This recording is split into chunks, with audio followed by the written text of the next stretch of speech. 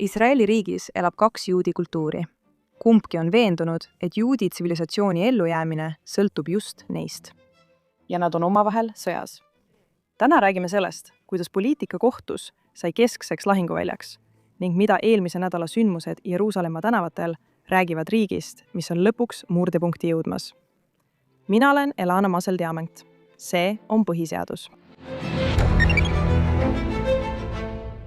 Eelmisel nädalal andis Iisraeli kõrgeim kohus ühehäälselt korralduse valitsusele kehtestada rahalised sanktsioonid ultraortodoksete ehk hareedi ajateenistusest kõrvalehoidjate suhtes, nimetades riigi suutmatust ajateenistuse seadusi jõustada lubamatuks massiliseks seaduse rikkumiseks. Kohtuotsus nõuab, et olulised sotsiaaltoetused nagu lastehoiutoetused ja eluasemesoodustused oleksid seotud ajateenistuse läbimisega. Samm, mis võib mõjutada 10 000 hareedi mehi, kes praegu ajateenistusest kõrvale hoiavad. Lisaks rahalistele karistustele on kohtunikud kritiseerinud politseid keeldumise eest vahistamisi teha ning andnud korralduse riigile alustada kriminaalmenetlusi, mis süvendab veelgi poliitilist lõhet valitsuse ja selle hareedi partnerite vahel. Nüüd järgnes sellele otsusele peaprokurör Gali Paraf Miara, andes korralduse, mis mõjutab hareedi ühiskonna kroonijuveeli. Ta võttis maksuvabastuse staatuse ära jeshivadelt, mille õpilased väldivad ajateenistust. Ühiskonnas, mida toetab ülemaailmne maksust maha arvatavate annetuste võrgustik, on see eksistentsiaalne majanduslik oht. Reaktsioon oli kohene ja emotsionaalne. Tuhanded meeleavaldajad tulid tänavatele. Jeruusalemma äärmusliku fraktsiooni liikmed ründasid Iisraeli kaitseväe sõjaväepolitsei juhi kodu, sundides tema perekonda end majja barrikadeerima. Maanteedel oli õhk paks haisva skunkivee ja põlevate Iisraeli lippude suitsust. Nüüd on küsimus, kuhu me siit edasi liigume ja kas need otsused tõenäoliselt täidavad oma seatud eesmärki. Aga selleks on vaja mõista, kuidas me siia üldse jõudsime. Sellele on olemas nii lühiajaline kui pikaajaline vastus. Me käsitleme mõlemat. Alustame lühiajalisest.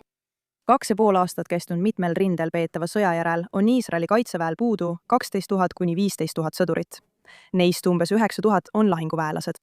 Reservväelased, keda varem kutsuti välja iga paari aasta tagant 25 päevaks, teenisid ainuüksi sõja esimesel aastal keskmiselt 136 päeva. Lahingukomandöörid 168 päeva. Iisraeli kaitsevägi teatas reservväelastele, et nad teenivad 2026 aastal 6 nädalat. Eelmisel kuul tõsteti see prognoos 9 nädalale Iraani ja Liibanoni tõttu. Kutseliste ohvitseride teenistuses püsimine variseb kokku. Ohvitseride osakaal, kes ütlevad, et nad võivad soovida siduda oma karjäär sõjaväega, on langenud 83%-lt 2018. aastal 63%-le täna. Ja allohvitseride seas on see number vaid 37%. Staabi ülem on hoiatanud peaministrit kirjalikult, et armee võib, tsiteerin, iseendasse kokku variseda, kui personalipoliitikas ei tehta põhimõttelisi muudatusi. Nende numbrite taga on perekonnad. Alates 7. oktoobrist on hukkunud üle 1100 Iisraeli sõduri ja julgeolekutöötaja. 885 last on jäänud ilma vanemata. 351 leske. Reservväelased juhivad ettevõtteid, millega nad jõuavad vaevu tegeleda. Abielud on pinges, karjäärid on pausil. Lapsed kasvavad üles nii, et üks vanem on kuudeks ära. Nüüd mõjutab see koormus teenistuses olijate seas ebaproportsionaalselt rahvusreligioosset kogukonda. Umbes 12% juudi iisraellastest moodustav vähemus ja oluline parempoolne valijate grupp on alates 7. oktoobrist kandnud peaaegu veerandi reservväelaste teenistuspäevadest. Nende osa langenute seas on samuti ebaproportsionaalselt suur. Selles riigis, mis on oma kodanikel peaaegu kõike küsinud, on üle 1,4 miljoni inimese kogukond, kes pole seda konkreetset koormat jaganud. Viimase 10 jooksul on haredide ajateenistusse astumine langenud 36%. Samal ajal kui jeshivade ja koleelide, nende ühiskonna kõrgkoolide, õppurite arv on kasvanud 83%. Nende jaoks, kes ei kuulu haredide kogukonda ja isegi mõne jaoks, kes kuuluvad, on see ebaõiglane olukord. Iisraellased on väga teadlikud, et me kuulume kollektiivi, mis tugineb erakordsele eneseohverdusele ja pühendumusele, kuid praegu lasub see koorem vaid osa ühiskonna laiematel õlgadel. Nüüd süvendavad pingeid ka majanduslikud hüved, mida haredid saavad, ning mis kaitsevad ja võimaldavad nende valitud eluviisi. Pole päris selge, kui suured need hüved täpselt on, kuid need on märkimisväärsed. Kohelet Foorumi uuringu hinnangul on majanduslik lõhe Haredi ja mitte-Haredi perede vahel umbes 10 500 seeklit kuus. Haredi perekond saab riigilt umbes 4000 seeklit netotoetusi, samal ajal kui maksud maksva mitte-Haredi perekond maksab sisse veidi üle 6100 seekli, enam-vähem. Moshe Kelemani, kes kirjutab väljaandes Sarih Iyun, leebem hinnang väidab, et Koheleti uuringu metoodika liialdab olukorraga. Ta toob ka välja, et haredide tööjõus osalemise määr ei ole nii madal, kui see kõlab. Haredi naiste tööhõive, mis on umbes 80%, on peaaegu identne mitte-Haredi juudi naiste omaga. Ning Haredi meeste tööhõive on 54% võrreldes mitte-Haredi juudi meeste 87%-ga. Ja see erinevus, kuigi see on olemas, tähendab kogu riigi tööjõus umbes 2% puudujääki. Ta väidab, et tegelik probleem on ajateenistuskohustuse lõks. Haredi mehed, kes muidu astuksid tööjõuturule 20. eluaastate alguses, ei saa seda teha, sest ainus viis ajateenistusest pääseda on jääda jeshivasse kuni 26. eluaastani. Selleks ajaks on neil mitu last, puudub erialane väljaõpe ja neil pole realistlikku võimalust olukorda parandada. Nüüd, olenemata sellest, milline tõlgendus siin õigem on midagi muutumas. Küsitlused näitavad, et ühiskond on lõhestunud 2 lepitamatuks reaalsuseks. Umbes 84% juudi elanikkonnast toetab kohustuslikku haredide ajateenistust, väga laialdase toetusega sanktsioonidele ja toetuste äravõtmisele. Haredi kogukond on jäänud peaaegu täiesti kõigutamatuks, nähes ajateenistust eksistentsiaalse vaimse ohuna. Nüüd peame tagasi minema pikema ajaloolise vaate juurde. Haredi maailm, mille Iisrael 1948 aastal päris, oli jäänuk. Leedu, Poola ja Ungari jeshivad, need institutsioonid, mis olid sajandeid juudi õppimist määratlenud, olid peaaegu täielikult hävitatud.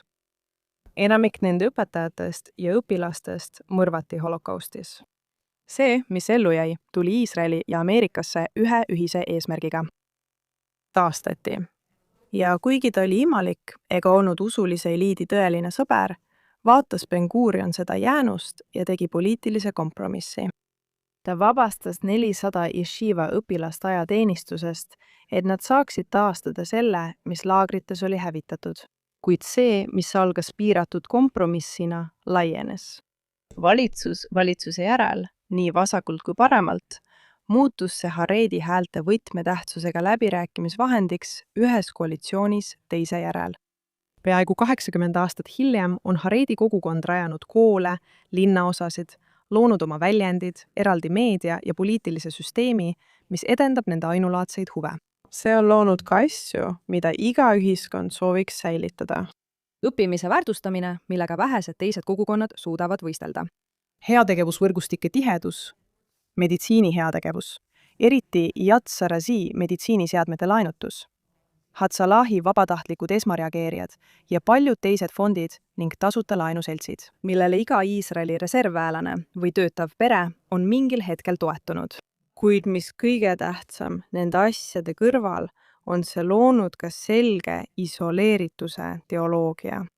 See on kogukond, kes usub, et nad on endiselt pagenduses, säilitades juudi rahvast toora uurimise kaudu. Iisraeli riik peab end ajaloolisel missioonil olevaks juudi ajalugu edasi kirjutama, kuid Haredi ühiskonnal selliseid ambitsioone ei ole. Neil on vaid üks prioriteet, säilitada see, mis oli peaaegu hävitatud, ning hoida elus juudi õppimise ja juudi rahva hõõguvat sütt. Peavoolukultuur on nende jaoks selle missiooni ohuks. Assimilatsioon on häving. Ja vähemalt osa Haredi kogukonnast ütleb, et nad pigem sureksid, kui riskiksid oma laste ilmalikustumisega. Enamik inimesi, kes seda taskuhäälingut kuulavad, ilmselt ei nõustu nende vaadetega ja see on täiesti normaalne. Mina ka ei nõustu. Aga seda probleemi ei saa lahendada ilma neid eeldusi tõeliselt mõistmata ja nendega arvestamata lahenduse loomisel. Vaja on kohta, kus pealtnäha lepitamatud Iisraeli peavoolu ja Haredi kogukonna maailmavaated saavad kohtuda, läbi rääkida ja kavandada tee järk-järgulise, lugupidava ja tervisliku lõimumiseni. Ideaalis oleks see koht, kus demokraatlik poliitika võiks muutust tuua ja aeg-ajalt on seda ka proovitud teha. aga tegelikkuses on juhtunud see, et demokraatlik poliitika on sageli probleemi hoopis süvendanud. Haredi parteid on poliitilise toetuse eest välja kaubelnud oma õppeasutustele suuri toetusi, jätkuvat vabastust ajateenistusest ja sotsiaaltoetusi. Piiratud sõjalise tegevuse ajal olid Haredide traditsioonilised poliitilised partnerid, tavaliselt parempoolsed, valmis selle hinna eest vastutama. Kuid avalikkuse frustratsioon on haripunkti jõudnud. Ja nüüd jõuame küsimuseni, kuidas Iisraeli kõikjal kohal olevad õigusinstitutsioonid on seda lugu samuti mõjutanud? Vaidlused Haredide ajateenistuse üle algasid peaaegu 60 aastat tagasi ning kohtu muutuv suhtumine sellesse küsimusse, algsest keeldumisest seda üldse käsitleda, kuni selle täieliku omaksvõtmiseni, käib käsikäes kohtuvõimu tohutu kasvuga. Esimese juhtumi tõi 1970 aastal reservväelane kohtusse. Juhtum kandis nime Becker. Kohus keeldus seda isegi arutamast. Avalike poliitiliste vaidluste arutamine, mille on esitanud mitte otseselt seotud osapooled, ämmastaks kohtu enda sõnul võimuharude piire ja riguks võimude lahususe põhimõtet. Juristidele siin saalis on see traditsiooniline kaebeõiguse doktriin, mida jagavad paljud kohtud üle maailma. Seega ütles kohus, et see küsimus kuulub Knesseti pädevusse.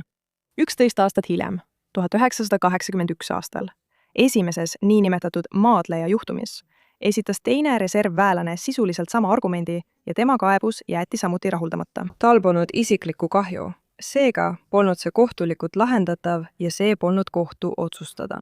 Kuid 1986. aastal, nüüdseks 4. niinimetatud maadleja juhtumis, muudab kohus oma otsust. Kohtunik Aaron Baraki kirjutatud arvamuses leiti, et sisuliselt iga kodanik võib esitada petitsiooni sisuliselt igas avaliku huvi pakkuvas küsimuses ning et sisuliselt iga valitsuse tegevus allub kohtulikule kontrollile. Joav Dotan on kirjutanud, et see muutus tõi kaasa, tsiteerin, peaaegu täieliku kõikide kaebeõiguse piirangute kadumise, muutes kohtu, tema sõnul, teise ringi foorumiks poliitiliste vaidluste jaoks pärast iga suuremat Knesseti või valitsuse otsust. Nüüd, 1998. Aastal kohtuasjas nimega Rubenstein versus kaitseminister otsustas kohus, et kaitseminister ei saa enam anda Haredidele erandit, nagu ta oli varem teinud. See oli midagi, mis pidi läbima Knesseti heakskiitmise protsessi. See tuli seadusesse kirjutada. Kohus rajas oma otsuse põhiseaduslikule võrdsusõigusele, mille ta tuletas 1992. aasta alusseadusest inimväärikus ja vabadus. Ja siin peame korraks peatuma, sest selles seaduses ei ole võrdsusõigust. Tegelikult jäeti sõna võrdsus poliitilistel põhjustel seaduse koostamisel teadlikult välja. Nii et meil on siin kohus, mis vaid mõned aastad varem otsustas, et alusseadustel on põhiseaduslik kaal ja et kohtul endal on seetõttu õigus seadusi kohtulikult kontrollida. Ja nüüd vaeb ta seadustesse sisse õiguse võrdsusele, mida saab väga laialdaselt ära kasutada. Haredi juhtumid põhinevad nendel kohtulikult loodud alustel. Nüüd, pärast seda Rubinsteini juhtumit, Knesset proovis. Oli komisjon nimega Tao komisjon. See otsis kompromissi usulise õpingute ja riigiteenistuse vahel. 2002 aasta Taali seadus võimaldas jeshiva õpilastel lükata teenistust edasi kuni 22. eluaastani, mil nad said valida otsustamisaasta, et kas minna tööle või astuda teenistusse. Eesmärgiks oli järkjärguline ja kultuuriliselt tundlik lõimimine. Kuid seadus ei toonud kaasa märkimisväärseid tulemusi ning 2012 aastal tühistas kohus selle, otsustades, et 10 aastat järkjärgulist arengut ei olnud toonud põhiseaduslikku võrdsust. Ja sellest ajast alates on see teema olnud valitsuste surnuaed. Kadima lahkus koalitsioonist, kuna Taali seaduse asendamisega ebaõnnestuti ning 2014 aastal vastu võetud uus raamistik tühistati kohtu poolt 2017 aastal. 2023 aastaks olid kõik kohtu poolt antud tähtaegade pikendused aegunud, jättes riigi omamoodi vaakumisse, kus ajateenistus oli kohtu poolt nõutud, kuid poliitiliselt võimatu jõustada. 2025 aastal eemaldati välisasjade ja kaitsekomisjoni esimees Julie Edelstein, kuna ta nõudis tõeliselt jõulise seaduseelnõu vastuvõtmist. Ja tema asemele määratud Knesseti liige Boaz Bismuth esitas ettepaneku, mille kohta vähemalt peaprokurör ja Iisraeli kaitsevägi hoiatasid, et see on juriidiline fiktsioon. See protsess peatati, kui algas Iraani sõda, jättes tekkinud värbamiskriisi, mis on liikunud Knesseti saalist Jeruusalemma tänavatele. Nüüd on seda võimalik tõlgendada kahel viisil. Kohtukaitsjad väidavad, et ilma kohtuliku surveta poleks üldse mingit liikumist toimunud. Ei Taali seadust, ei Plessneri komiteed, ei poliitilist arutelu, vaid lihtsalt 1948 aasta kokkulepe, mis kestab igavesti. Kriitikud räägivad aga vastupidist lugu. Nad ütlevad, et iga kord, kui Knessetis tekkis kompromiss, tõstis kohus lati kõrgemale. Iga kord, kui latt tõusis, kukkus poliitiline kokkulepe kokku. Selle tõlgenduse kohaselt ei ole kohus kompromissi soodustanud, vaid on selle hoopis takistanud, muutes iga ebatäiusliku kokkuleppe jätkusuutmatuks. Ja kriitikud väidavad, et kohus on seda teinud valikuliselt ja võimude lahusust eirates. Mainin veel üht kriitikat, mille tõi välja advokaat David Petter. Laialdaselt levinud analüüsis, mis avaldati samal hommikul, kui tehti sotsiaaltoetuste kärpeotsus, väitis ta, et Iisraelis ei ole kunagi olnud üldist ajateenistuskohustust.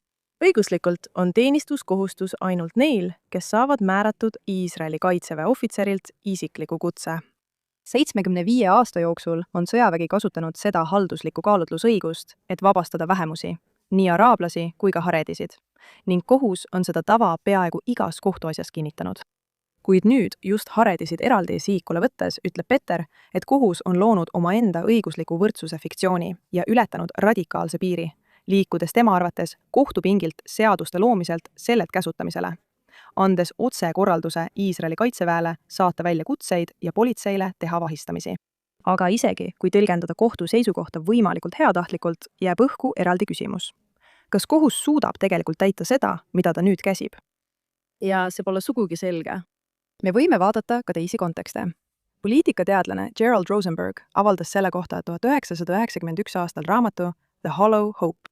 Tema keskne näide on Brown versus Haridusnõukogu 1954, aasta otsus, mis käskis Ameerika avalikud koolid desegregeerida. Rosenberg näitab, et 10 aastat pärast Browni otsust käis Ameerika lõunaosas integreeritud koolides vaid umbes 2% mustanahalistest lastest.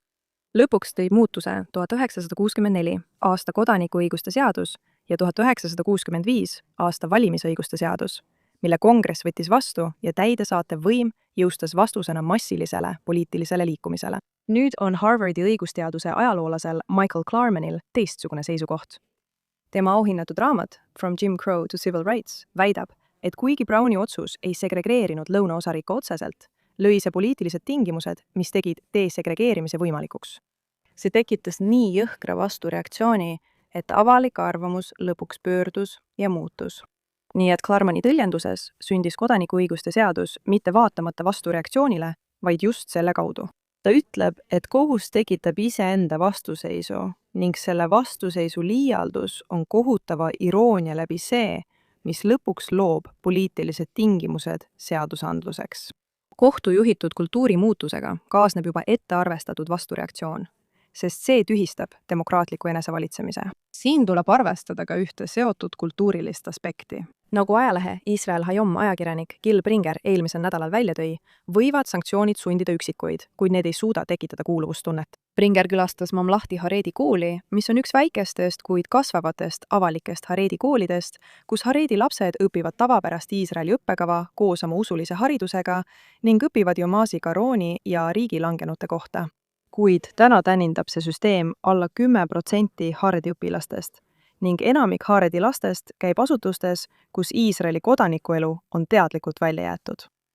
Nii et tema mõte on, et ajaks, kui 18-aastane Haredi noor saab kutse ajateenistusse. Ta on veetnud 18 aastat haridussüsteemis, mida riik ise rahastab ja litsentseerib, kuid mis on loodud selleks, et kasvatada kodanik, kes ei näe end Iisraeli kodanikuelu osana. Kuigi range sanktsioonide süsteem võib olla emotsionaalselt rahulduspakkuv avalikkusele, kellele on kõik antud, ei pruugi see tegelikult tuua kaasa seda kultuurimuutust, mida loodame näha Haredi kogukonnas. Tema mõte on, et kui iga Haredi 18-aastane oleks sunnitud homme ilmuma ajateenistuse keskusesse, Iisraeli kaitsevägi peaks töötama vihaste ja motiveerimata sõduritega. Kogukonnast, kellele nende vaatenurgast oli öeldud, et riik on lõpuks nende järele tulnud. Mis nüüd siis saab? See on järjekordne äratuskell, mis näitab, et Iisraeli poliitikas hinnatakse ühiskonna erinevate rühmade esindatust, andes neile sektoritele ebaproportsionaalselt suure mõju koalitsioonide moodustamisel. Ja seda tasub meeles pidada, kui Iisraeli seaduste ja valitsemise reformimise, nende stabiliseerimise ja jätkusuutlikuks muutmise projekt edasi liigub. Kuid isegi kiireloomuliste julgeoleku ja majanduslike vajaduste korral, mis on tõesti pakilised, peame olema teadlikud sellest, mis võiks meid tegelikult eesmärgile lähemale viia. Haredi sektor peab enda eest vastutuse võtma, mida ta ei tee seni, kuni usub, et saab endale soovitud suuri toetusi. Tõsi, kuid Iisraeli ühiskond peab omalt poolt samuti nõudma poliitikutelt vastutust. See peab nõudma ideid isikukeskse poliitika asemel ning vältima poliitilist boikottkultuuri, mis algselt tegi hareedidest nii olulised koalitsioonipartnerid. Ja kohus peab omalt poolt üles näitama vaoshoitust ning austust Iisraeli demokraatlike institutsioonide ja avalikkuse suhtes. Kui Knesset liigub laiapõhjalise sionistliku koalitsiooni suunas, et seda probleemi lahendada, ning loob sillad mõõdukate hareedide esindajatega, saab ta võtta vastu poliitika, mis tasakaalustab riigi kiireloomulisi vajadusi ja usuliste eripäradega arvestamist. See on tee järk-järgulisema, lugupidavama ja jätkusuutlikuma lahenduseni, kui kohtu diktaat võimaldaks. Kuid ennekõike peab rahvas, kes on pühendunud juudi elu ja identiteedi säilitamisele, hindama kõrgelt ka vastastikust austust ja koostööd. Ja me peame meeles pidama, et riigi ülesehitamine on maraton, mitte sprint. Demokraatia, mis on oma protsesside suhtes kannatamatu, kaotab lõpuks mõlemad. Näeme järgmisel nädalal.